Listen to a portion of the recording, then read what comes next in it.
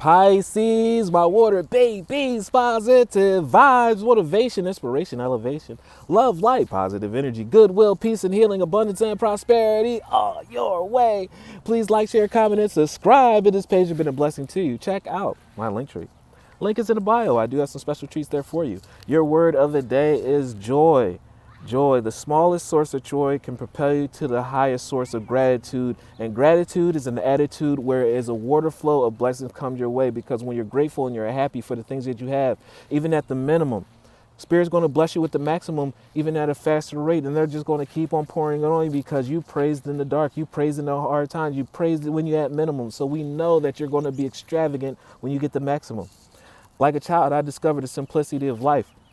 What makes life difficult is your wants. Your needs are very basic. Think about that. Happiness lies in the magical moments, not the material. You can't buy that. Even a small source of joy can be a great source of light. Love one another. Be kind to one another. Love yourself.